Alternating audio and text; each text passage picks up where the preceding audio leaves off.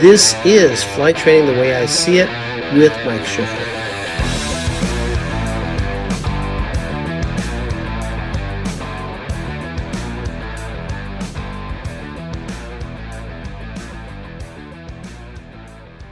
Hi, everybody, and welcome to the October 2025 Flight Training the Way I See It podcast and video newsletter from CFI Bootcamp with your host, me, Mike Schiffler. So we got a bit to cover in this podcast, and what we're going to be covering is landing lessons, some new rules, smarter training. And we'll start off with we are announcing our Accelerated CFI and CFII programs are now online for 2026. So as this year winds down, we are poised then to bring out the 2026 season. And that is available if you have our newsletter by a link. You can check out that, or you can go to cfibootcamp.com, and at the very top of the website, you'll see a link called Calendar. And you can scroll through until you get to the dates for 2026 and see what's available there. We'll be doing both CFII and CFI initial classes. The CFII classes, typically we do this about every 2 to 3 months, and the initial CFI class every month. So why would you want to do an accelerated CFI program? Because there's light at the end of the tunnel. Are you stuck in the rut where you go in for a lesson, never know when it's going to end? When am I ready? I don't know. We'll see. Let's see how it goes. That kind of thing. We don't want to do that. You want to finish fast, build confidence, and teach confidently. Now, our Accelerated CFI class is designed for pilots ready to step into instruction with confidence. So one of the things I've always said was I have two missions when I teach the CFI class. My first mission is to ensure that you have a great shot at passing the check ride. I can't 100% guarantee it. Nobody can. But we can say, we want to put you in really good shape for that. The second is I need you to be operational. What does that mean? That means that I want you to be able to take someone from walking through the door of a flight school all the way through every single endorsement, every training requirement, know all the steps in that process, and then be sitting that student down in front of a DPE for their private pilot check ride, properly endorsed, IACRA filled out, the whole thing. I need you to be able to do it all. So I find that CFI training companies don't do a very good job of making you operational. I think they do a good job of preparing you for a check ride. So we want to do both, because when you get out, you don't want this imposter syndrome, right? Where you feel like I didn't deserve this, or what should I do? What should I do anyway? If you're asking yourself, what do I do? Or not having a starting point, not having a roadmap, something's wrong. All right. So there's a big deficiency in the training. So we don't do that. So when you leave, you'll have a complete syllabus. You'll know how to use that syllabus from end to end. You'll know how to teach the lessons in it. You'll know the endorsement requirements, all the regulations that are built around that. And you know how to get someone ready for a practical test for private pilot, and for commercial pilot, and for sport pilot. And we're doing a lot of sport pilot work lately. And we're also changing the CFI program such that sport pilot instructors who want to be sport pilot instructors can take our 7-day course, but only spend 4 to 5 days at it, okay? Because there's a lot less to do. So these courses are generally available in Palo Alto and Miami during different times of the year, and they're always available virtually via Zoom. Now we'll talk a little bit about our CFII program, and then we'll get into the rest of the presentation here. It's about 10 days on campus with us, can be a little less, but there's 3 immersive days where we do CFII ground. And that covers advanced weather, instrument systems, IFR flight planning using ForeFlight, by the way, advanced features of ForeFlight, teaching weather theory from ForeFlight. Using ForeFlight to teach from is also in there. It also includes our CFII essentials, which includes all the lesson plans. It also includes checkride focused oral prep and scenario-based training. Now, it's designed for both active CFIs and future career instructors. A lot of schools won't hire you if you just have a CFI. And the reason for that is because they don't want to have a break in training. If you get busy with them, they don't want you to have to stop to do your double I stuff. That's a big gap in the training, especially when they've given you 6 students to complete in 6 weeks. So that bogs everything down. So most companies want you to have CFII. And again, you can find information on this, the dates, cfibootcamp.com. At the top of the website, there's calendar, and you can look through those. Now we'll talk about a product we just released, the Private Pilot Smart Study Pro. So study smarter, fly better. There's a link for that in the newsletter, but you can also find it at cfibootcamp.com under digital products in the online store. So the Private Pilot Smart Study Pro is officially launched, and it's already transforming how students prepare for their private pilot check ride. So it's designed around the ACS, and it basically takes every single task. There are 45 of them for the private pilot, and it goes through all the knowledge areas, all the knowledge elements, I should say, all of the risk management elements, and all the skills. And I voice out in audio, so it can be used in your car or we're in a place where you can't watch video, what you need to know about those things. Now, we do have video there because I was just in the place where I could do it, so I did the video as well. But we don't need to rely on the video. I also have companion visual study PDFs, which accompany each of those lessons. So when you're in a place that you can take a look at something, you can have a look at images, maybe some notes, maybe some mnemonics of things to memorize, things of that nature. So unlike generic ground schools that overload the student with facts, Smart Study Pro teaches connections. It's the focused areas behind each task area. Every purchase includes unlimited access and a full year of free updates as the FAA revises any ACSs. So this ensures that pilots always study from current relevant information.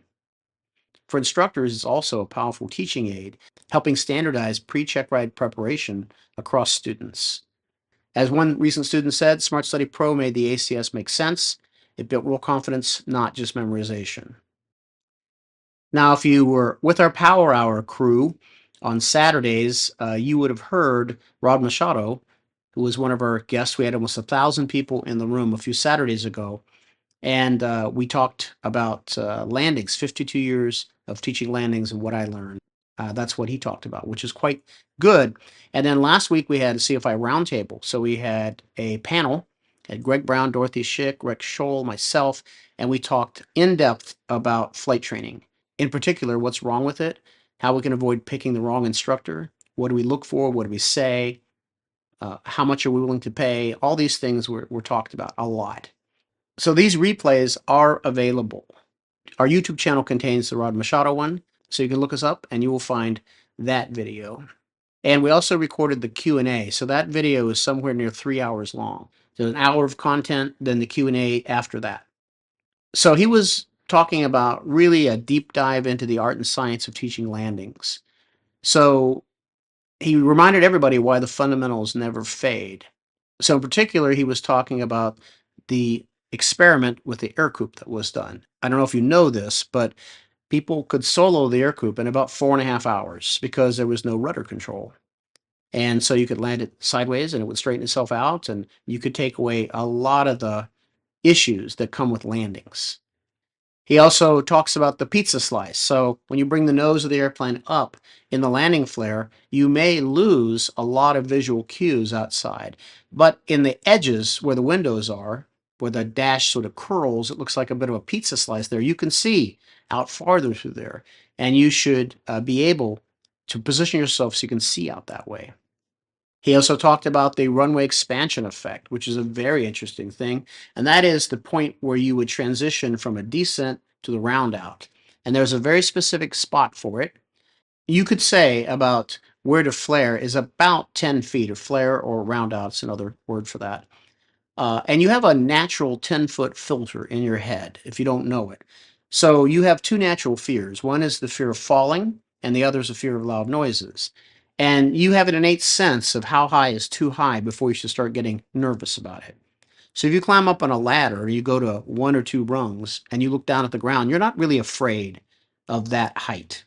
But if you go about 10 feet, you get to a point where you go, this would not be good, right? And something bad is going to happen. So you do have an idea of how high 10 feet is, or getting to 10 feet. Now, this, of course, is for a training airplane, what I'm telling you for the runway expansion effect.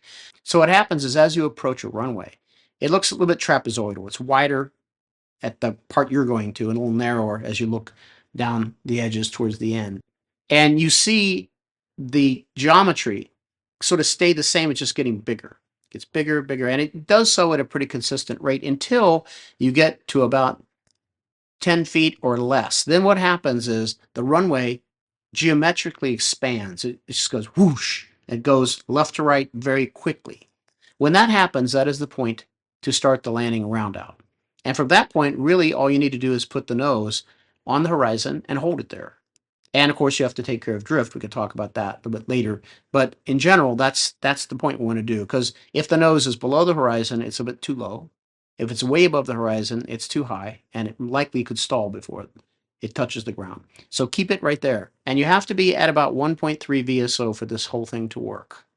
Also, there's something called a sampling response, which some people never developed. They never taught this before. But if you're in that landing flare position and you push back or you push forward or pull back on the yoke, and you let the control rest for a second, you get to see the input. And you can say, oh, that's not enough, a little more. And that's too much this way. And so you're sampling for the response, which is a very good way to do that. Now, of course, we could talk about landings forever, right? Because they're so complicated.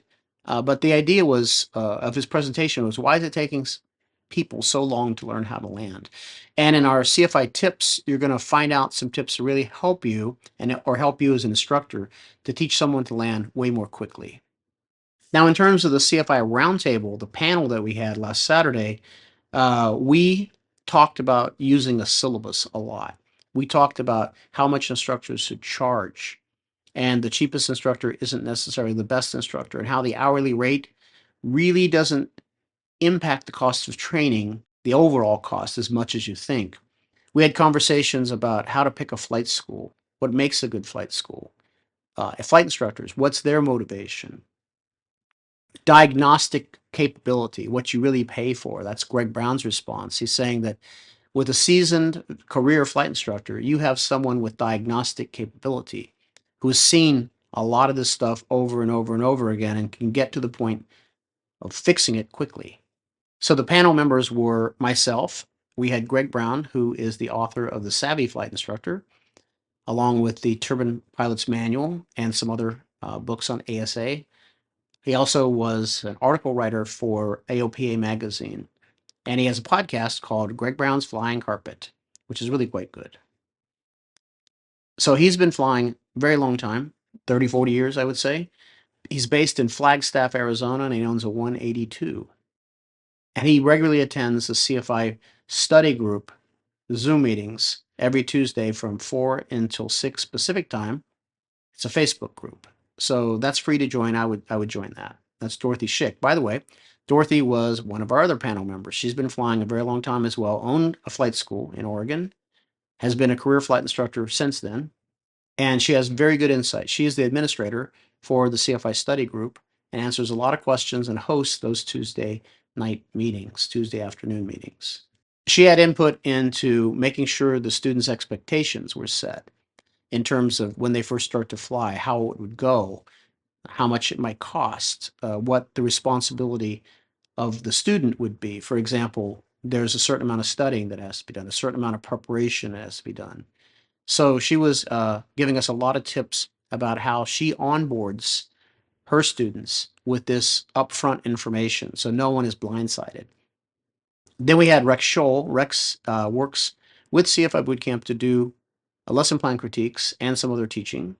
He is both an airplane and a glider CFI. He's based in Utah, around Ogden, Utah, and he specializes in glider flying and backcountry flying and tailwheel. So he has a very good grasp on the regulations, and also he's seen a fair number of people come into that world. And he talks about how a student needs to understand what they want to do with aviation. Then we talked for a long time about how we find the best school, a school that fits us, how we find a good fit with the flight instructor, and how we need to get on that. If we don't like them, the CFI or the school, we need to get on that quick, because as the time goes, as time runs, it becomes harder and harder to leave your current situation. It's very difficult to have those kind of conversations, but in the beginning, it's a lot easier. Now, the roundtable is available on our website. It's our membership site. It's Bootcamp Plus. So if you go to our website, cfibootcamp.com, go to the top resources, Bootcamp Plus, and you'll see a membership site. And it's pretty cheap for you guys. It's $9 a month. And you can quit anytime you want. It has all the power hours. We had 200 and almost 250 right now. 249, I believe, is where we are, of what those 1 hour shows. They're all there. Okay, and then one topic which we won't dwell on too much because we talked about it quite a bit in the past. MOSAIC is now done, so it's out. If you don't know what that is, modernization of a special airworthiness certificate, and that covered the rule changes, I should say, covered pilot side of things, training requirements, privileges, all that sort of thing, as well as airplane requirements. So now approximately 3/4 of the general aviation fleet will be within the reach of sport pilots. This is Sport Pilot 2.0, right? It's a redefinition. It's not just an update. So just as a quick bulleted list so you can listen to it, this is what you can do now as a sport pilot that you couldn't have done a few days ago.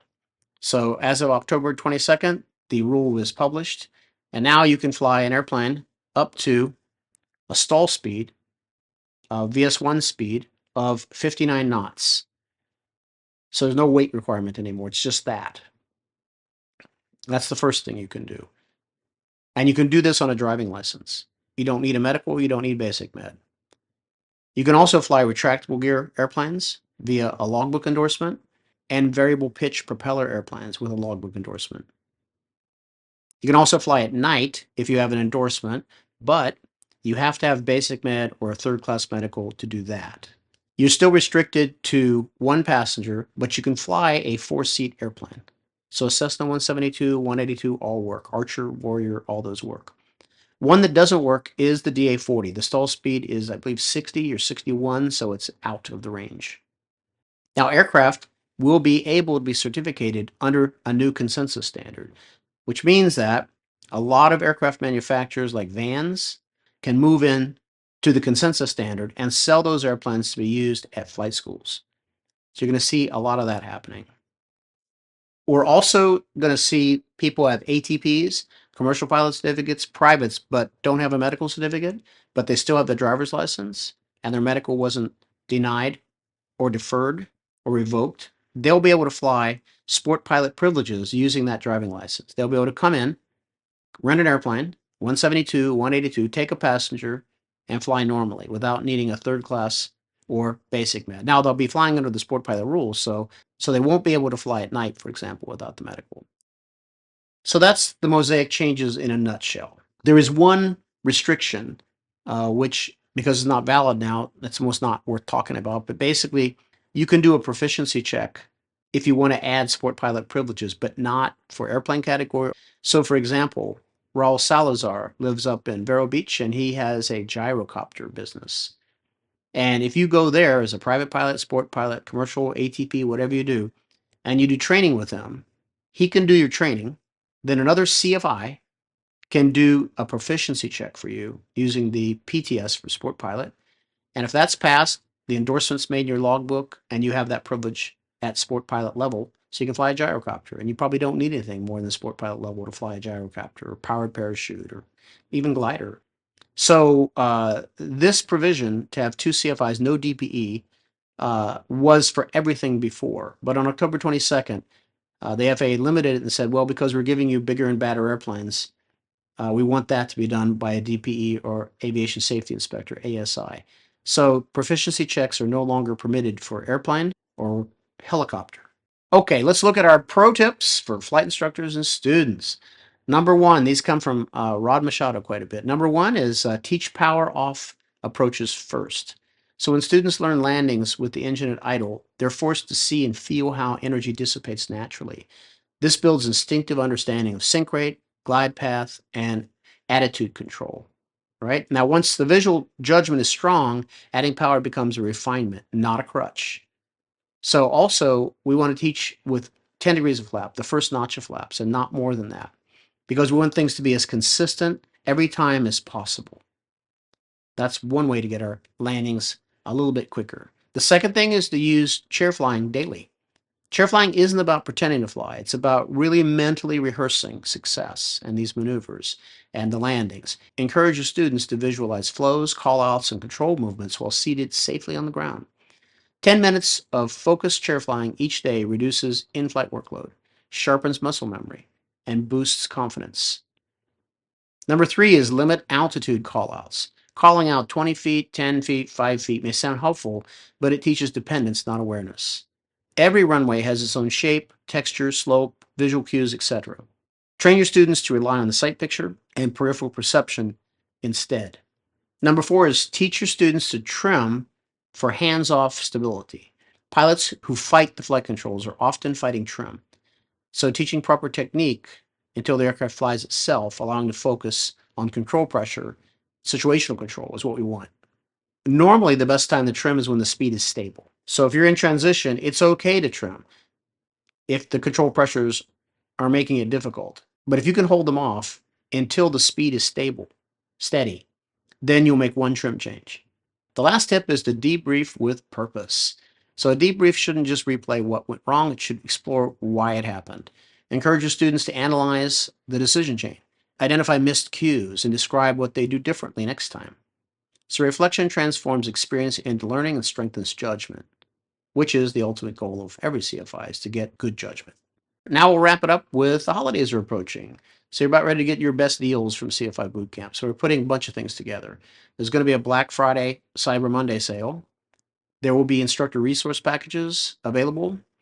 There'll be Bootcamp Plus early access.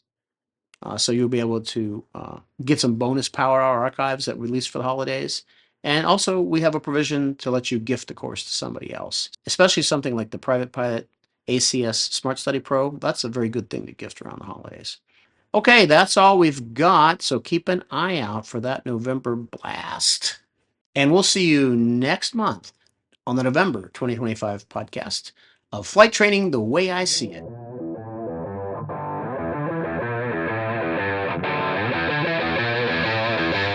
This has been a production of Flight Training the Way I See It. News, tips, and opinion.